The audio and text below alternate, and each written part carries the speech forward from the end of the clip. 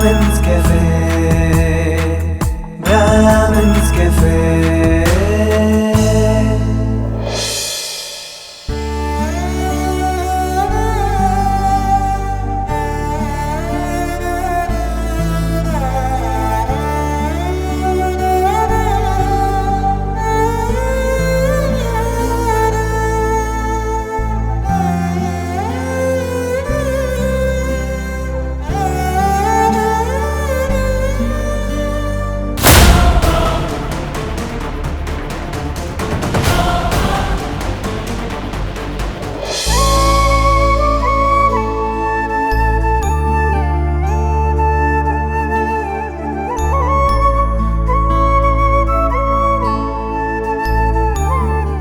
ಕನ್ಯಾ,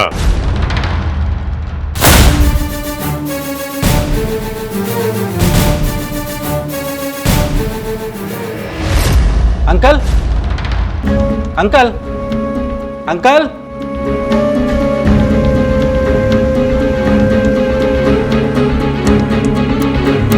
uncle. Shreyas, ಬಾಪ ಒಳಗಡೆ. Aunty, uncle ಎಲ್ಲಿ? ಅವರು ಕಾರ್ತಿ ಜೊತೆ ಮಾರ್ಕೆಟ್ಗೆ ಹೋಗಿದ್ದಾರೆ. ಯಾಕಪ್ಪ, ಏನು ವಿಷಯ? ಆ ದೇವರು ನಮ್ಮ ಕರ್ಣ ಬಾಳಲ್ಲಿ ಯಾಕೆ ಈ ರೀತಿ ಆಟ ಆಡ್ತಾ ಇದ್ದಾನೆ ಅಂತಲೇ ಗೊತ್ತಾಗ್ತಾ ಇಲ್ಲ. ಸಮಸ್ಯೆ ಮೇಲೆ ಸಮಸ್ಯೆ, ಸಮಸ್ಯೆ ಮೇಲೆ ಸಮಸ್ಯೆ ಕೊಡ್ತಾ ಹೋದರೆ ಅವಳ ಗತಿಗೆ ಏನಾಗಬೇಕು ಆಂಟಿ? ಟೆನ್ಷನ್ ಕೊಡಬೇಡಪ್ಪ, ಏನು ವಿಷಯ ಅಂತ ಹೇಳು. ಶ್ರೇಯಸ್, ಏನೋ ನಿನ್ನ ಸಮಸ್ಯೆ? ಯಾಕೋ ಯಶೋದಮ್ಮ ಟೆನ್ಷನ್ ಕೊಡ್ತಾ ಇದೆಯಾ? ಕೊಡ್ತಾ ಇರೋದು ನಾನಲ್ಲಪ್ಪ, ಆ ದೇವರು ನಮ್ಮ ಕರ್ಣ ಕೊಡ್ತಾ ಇದ್ದಾನೆ. ನೆನ್ನೆ ತಾನೇ ಸೌಂದರ್ಯ ಸಾವು ಬದುಕಿನ ಮಧ್ಯೆ ಹೋರಾಡಿ ಬದುಕು ಬಂದಿದ್ದಾಳೆ. ಈಗ ನಮ್ಮ ಕರ್ಣನ ಸಾಯಿಸಕ್ಕೆ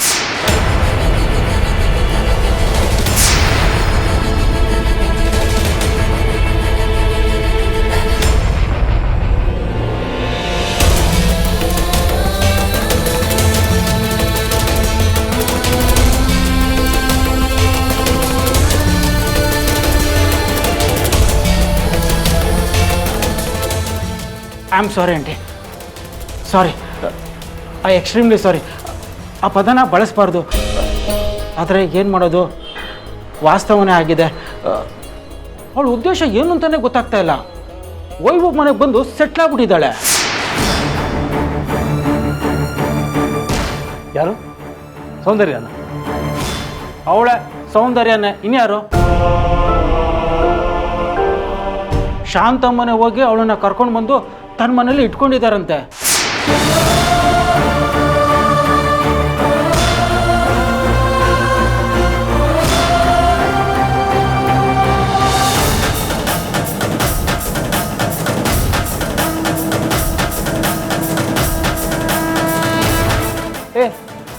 ಅವಳಿಗೇನಂತ ಅಲ್ಲಿ ಕೆಲಸ?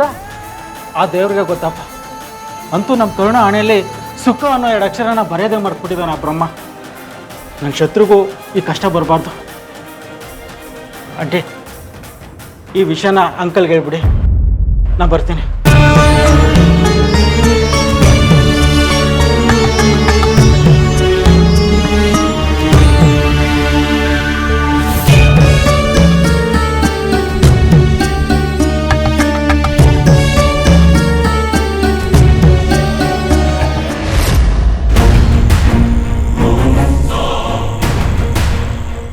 ಇನ್ಮೇಲೆ ಒಳ್ಳೆ ಮಜಾ ಇರುತ್ತೆ ಶಾಂತ.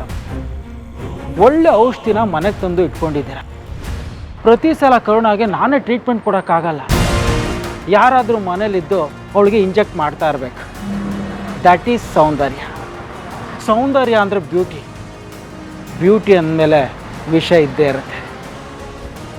ಅದು ಚೆನ್ನಾಗಿ ವರ್ಕೌಟ್ ಆಗುತ್ತೆ. ಹಾಗೇ ಆಗುತ್ತೆ.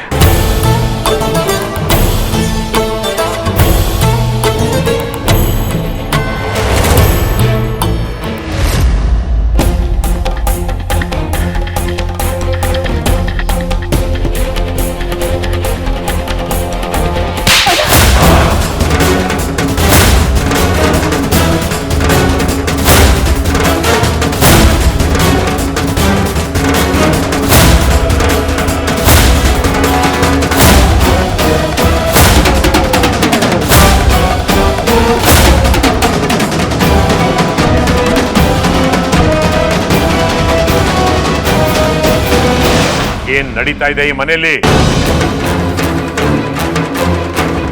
ಇಷ್ಟು ದಿವಸ ಇವರಿಬ್ಬರು ಪಂಚಾಯಿತಿ ಆಯ್ತು, ಈಗ ನೀನು ಹೊಸದಾಗಿ ಪಂಚಾಯಿತಿ ಶುರು ಮಾಡ್ತಾ ಇದೀಯಾ? ದಿನಕ್ಕೊಂದು ಕ್ಷಣಕ್ಕೊಂದು ಸಮಸ್ಯೆಗಳನ್ನ ಹುಟ್ಟು ಹಾಕ್ತೆ ಹೋದ್ರೆ ಈ ಮನೆಯಲ್ಲಿ ನಿಮ್ಗೆ ಯಾರಿಗೂ ತಿಂದಿದ್ದು ಜೀರ್ಣ ಆಗಲ್ಲ ಅನ್ಸುತ್ತೆ. ನಾವೇ ಇನ್ನು ಇವನನ್ನ ನನ್ನ ಮಗ, ಇವಳು ನನ್ನ ಸೊಸೆ ಅಂತ ಒಪ್ಕೊಂಡಿಲ್ಲ. ಕಾಲ ಕಸಕ್ಕಿಂತ ಕೀಳಾಗಿರೋ ಇವಳಿಗೆ ನೀನು ಶಾಸ್ತ್ರ ಮಾಡಕ್ ಹೊರಟಿದ್ಯಾ? ಏನ್ ಅನ್ಕೊಂಡಿದ್ಯಾ ನಿನ್ನ? ನೀನು ನಾನು ಶಾಂತ ಇಬ್ರು ಸತ್ತು ಹೋಗಿದ್ದೀವ ಈ ಮನೆಯಲ್ಲಿ. ಅದು ಹಾಗಲ್ಲ ಅಣ್ಣ. ಮಾತಾಡ್ಬೇಡ ನೀನು.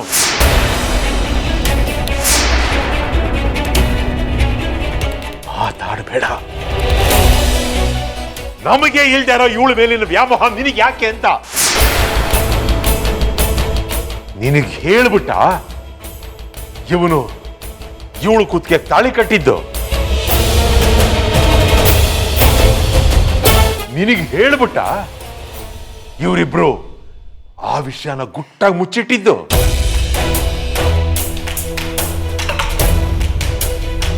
ನಿನಗೆ ಹೇಳ್ಬಿಟ್ಟು ಇವರಿಬ್ರು ಈ ಮನೆಗೆ ಬಂದ್ರ?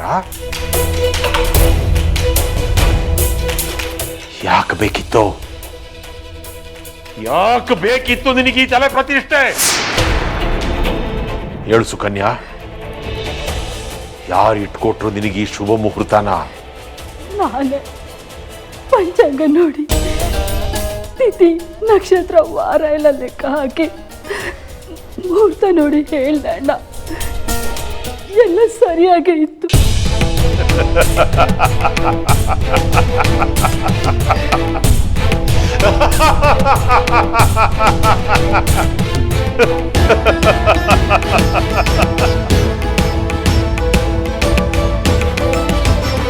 ನನಗಿಂತ ಜ್ಞಾನಿ ನೀನು ಅಂತ ನನಗ್ ಗೊತ್ತಿರ್ಲಿಲ್ಲ. ಕ್ಷಮಿಸ್ಬಿಡಮ್ಮ ತಾಯಿ, ಕ್ಷಮಿಸ್ಬಿಡು. ಇನ್ನು ಮುಂದೆ ಈ ಕ್ಷಣದಿಂದ ನಾನು ನನ್ನ ಜ್ಯೋತಿಷ್ಯ ಶಾಸ್ತ್ರನ ಮರೆತು ಬಿಡ್ತೀನಿ. ನೀನೇ ಮುಂದುವರ್ಸ್ಕೊಂಡು ಹೋಗು.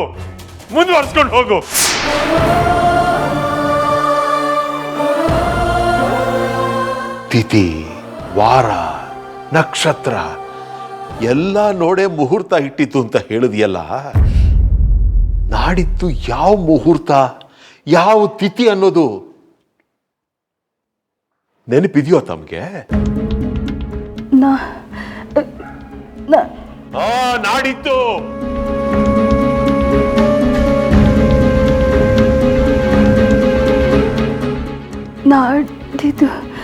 ನಾಡಿದ್ದು ಎಲ್ಲಿರುತ್ತೆ ನಿನಗೆ ನೆನಪು? ನಾಡಿದ್ದು ನಮ್ಮಪ್ಪನ ತಿಥಿ.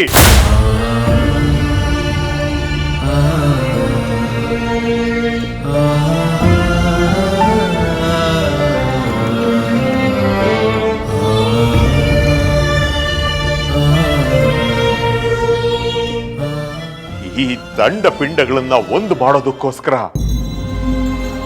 ಅಪ್ಪನಿಗೆ ಪಿಂಡ ಇಡೋ ದಿವಸ ಕೂಡ ಮರೆತು ಬಿಟ್ಟಿಯಲ್ಲ ನೀನು. ಇನ್ನೆಷ್ಟು ಮಟ್ಟಿಗೆ ಇವಳು ನಿನ್ನ ತಲೆ ಕೆಡಿಸಿರ್ಬೇಕು.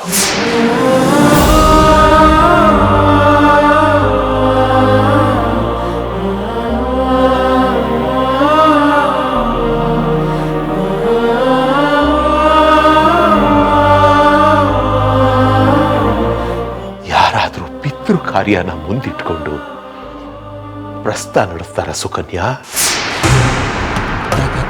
ಮದುವೆ, ಮುಂಜಿ, ಪ್ರಸ್ತ ಈ ತರ ಶುಭ ಕಾರ್ಯಗಳನ್ನ ಮಾಡುವಾಗ ಕನಿಷ್ಠ ಪಕ್ಷ 15 ದಿವಸಗಳಾದ್ರೂ ಹಿಂದೆ ಮುಂದೆ ಯಾವ ತಿಥಿಗಳು ಬರಬಾರದು ಅನ್ನೋ ಕನಿಷ್ಠ ಪ್ರಜ್ಞೆನೂ ಇಲ್ಲದೆ ಮುಹೂರ್ತ ಇಟ್ಟಿದ್ಯಾ ನೀನು?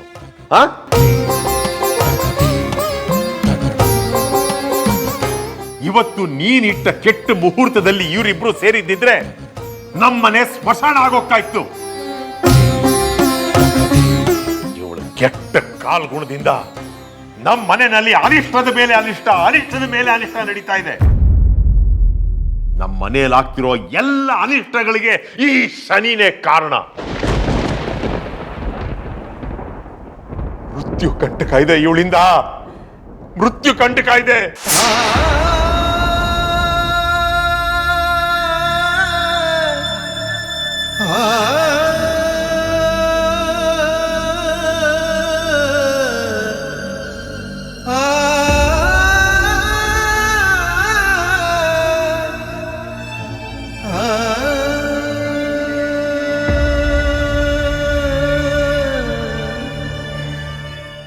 ಆ ಸೌಂದರ್ಯ ಸರಿಯಾದ ಸಮಯಕ್ಕೆ ಒಳ್ಳೆ ಮುಹೂರ್ತದಲ್ಲಿ ನಮ್ಮನೆ ಒಳಗೆ ಬಂದ್ಲು.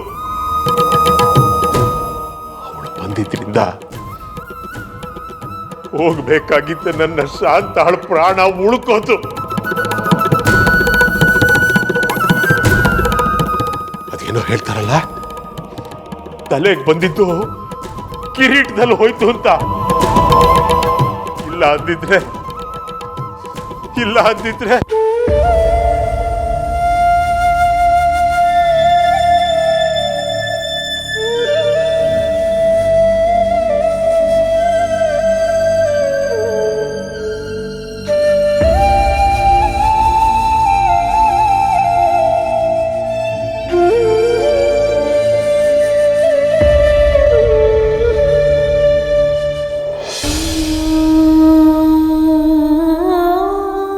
ನಿನಗೆ ಕೈ ಮುಗಿದು ಕೇಳ್ಕೋತೀನಿ ಸುಕನ್ಯಾ, ನಿನ್ನ ಅತಿ ಬುದ್ಧಿವಂತಿಕೆನ ಇವತ್ತೇ ಇಲ್ಲಿಗೆ ನಿಲ್ಲಿಸ್ಬಿಡು. ನನ್ ಸ್ವಲ್ಪ ದಿವಸ ಸುಕನ್ಯಾ, ನಾನು ಶಾಂತ ಇಬ್ರು ಹೇಗೋ ಬದುಕಿ ಕಾಲ ಕಳೆದು ಬಿಡ್ತೀವಿ. ಆಮೇಲೆ ಈ ಮನೆಯಲ್ಲಿ ನಿನ್ನನ್ನು ಪ್ರಶ್ನೆ ಮಾಡೋರು ಯಾರೂ ಇರೋದಿಲ್ಲ. ನಿನಗೆ ಹೇಗೆ ಬೇಕೋ ಹಾಗೆ ನೀನು ಬದುಕಬಹುದು. ಅಲ್ಲಿವರೆಗೂ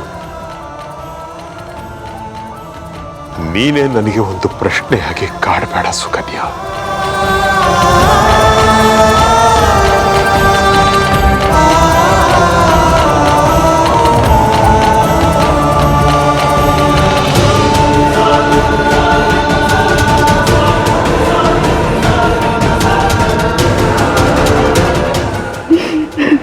ಅಳ್ಬೇಡಿ ಅತ್ತ, ನಮಗೋಸ್ಕರ ನೀವು ಬಯಸ್ಕೊಳಂಗಾಯ್ತು. ಅಪ್ಪನ ಸ್ವಭಾವ ಏನು ಅಂತ ನಿಮಗೆ ಚೆನ್ನಾಗಿ ಗೊತ್ತಲ್ಲ, ಸಮಾಧಾನ ಮಾಡ್ಕೊಳ್ಳಿ.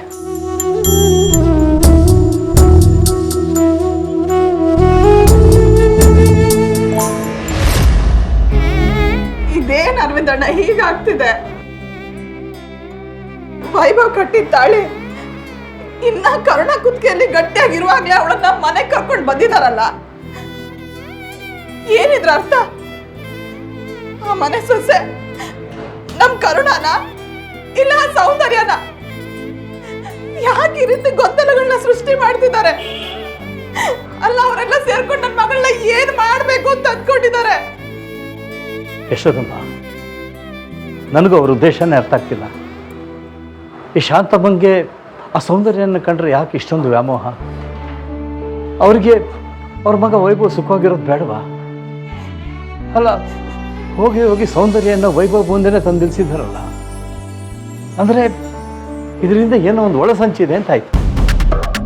ಅದೇನು ಅಂತ ಕಂಡು ಹಿಡಿಬೇಕು.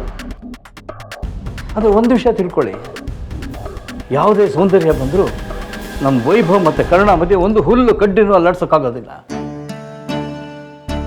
ಅಮ್ಮ, ನಾನು ಬರ್ತೀನಿ. ಹೋಟ್ಲು ಬಾಗ್ ಹಾಕಿದ್ದೀನಿ. ಗೋಪಾಲ ಬಂದರೆ ನಮ್ಮನೆ ಹತ್ರ ಕಳಿಸಿ, ನಾನು ಬರ್ತೀನಿ.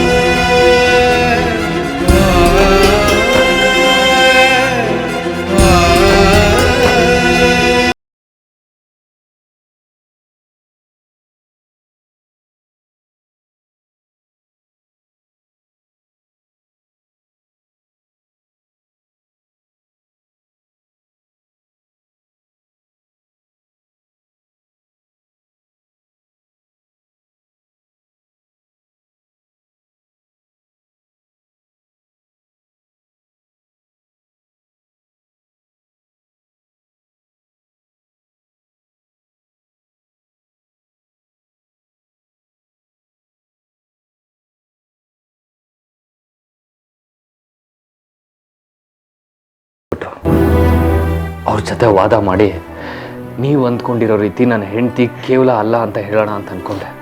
ಅವಳ ಗುಣ ಸ್ವಭಾವ ಗೊತ್ತಿಲ್ಲದೆ ಬಾಯಿಗೆ ಬಂದಂಗೆ ಮಾತಾಡಬೇಡಿ, ನಾಳೆ ದಿನ ನೀವೇ ಪಶ್ಚಾತ್ತಾಪ ಪಡಬೇಕಾಗುತ್ತೆ ಅಂತ ಹೇಳೋಣ ಅಂತ ಅಂದ್ಕೊಂಡೆ. ಆದರೆ ಅಮ್ಮನ ಪರಿಸ್ಥಿತಿ ನೋಡಿ ಸುಮ್ಮನಾಗ್ಬಿಟ್ಟೆ. ಎಲ್ಲೇ ಅವ್ರ ಆರೋಗ್ಯದಲ್ಲಿ ಮತ್ತೆ ಏರ್ಪೇರಾಗುತ್ತೋ ಅಂತ ಬಾಯಿಗೆ ಬೀಗ ಹಾಕೊಂಡ್ಬಿಟ್ಟೆ.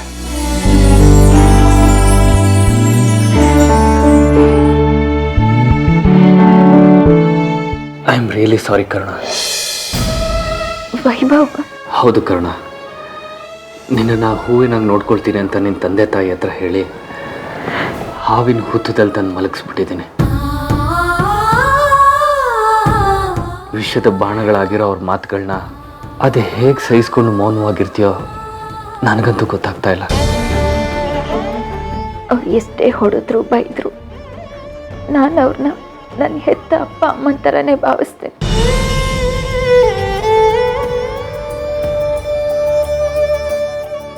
ಮಕ್ಳು ಎಡುವುದಾಗ ಅವ್ರನ್ನ ಬೈಯೋಕೆ, ತಿದ್ದೋಕೆ, ದಂಡ್ಸೋಕೆ ಅಪ್ಪ ಅಮ್ಮನಿಗೆ ಸಂಪೂರ್ಣ ಹಕ್ಕಿರತ್ತೆ. ನಿಜ ಹೇಳಬೇಕು ಅಂದರೆ ನಾವಿವತ್ತು ಈ ವಿಷಯದಲ್ಲೂ ತುಂಬ ದೊಡ್ಡ ತಪ್ಪು ಮಾಡಿಬಿಟ್ವಿ. ನಮ್ಮ ಮನೆಗೆ ಹೋಗಿ ಅಪ್ಪ ಅಮ್ಮನ ಆಶೀರ್ವಾದ ಪಡ್ಕೊಂಡ ಹಾಗೆ ಇವರಿಬ್ಬರ ಹತ್ರನೂ ಆಶೀರ್ವಾದ ಪಡ್ಕೊಂಡು ಈ ಸಂಭ್ರಮಕ್ಕೆ ಸಿದ್ಧವಾಗಿರ್ಬೇಕಾಗಿತ್ತು. ಅವರು ಆಶೀರ್ವಾದ ಮಾಡೋ ಥರ ಇದ್ದಿದ್ರೆ ಸುಕನ್ಯಾ ಅತ್ತೆ ಯಾಕೆ ಇಷ್ಟೆಲ್ಲ ರಿಸ್ಕ್ ತಗೊತಾ ಇದ್ರು? ಪಾಪ ಅವರು ಅಪ್ಪಾಜಿಯಿಂದ ಬಯಸ್ಕೋಬೇಕಾಗಿ ಬಂತು. ಅಪ್ಪಾಜಿ ಹೇಳ್ದಾಗೆ ನನ್ನ ಒಬ್ಳಿಂದ ಇಡೀ ಮನೆ ವಾತಾವರಣನೇ ಬದಲಾಗೋಯ್ತು. ನಾಳೆ ಅನ್ನೋದಿದೆಯಲ್ಲ ಕರುಣ, ನೋಡೋಣ.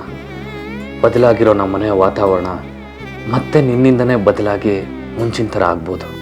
ಆ ಅದೃಷ್ಟ ನನಗಿದ್ರೆ ನನಗಿಂತ ಭಾಗ್ಯಶಾಲಿ ಬೇರೆ ಯಾರೂ ಇಲ್ಲ. ಖಂಡಿತ ಆ ದಿವಸನೂ ಬಂದೇ ಬರುತ್ತೆ. ಸರಿ, ಇಡೀ ರಾತ್ರಿ ಹೀಗೆ ಮಾತಾಡ್ತಾ ಕಾಲ ಹಾಕಬೇಡಿ. ಅಲ್ಲಿ ಅಮ್ಮ ಒಬ್ರೆ ನೋವಲ್ಲಿ ಒದ್ದಾಡ್ತಾ ಇದ್ದಾರೆ. ಹೋಗಿ ಅವ್ರ ಜೊತೆ ಇದ್ದು ಅವ್ರ ಬೇಕು ಬೇಡಗಳನ್ನ ನೋಡ್ಕೊಳ್ಳಿ ವೈಭವ್.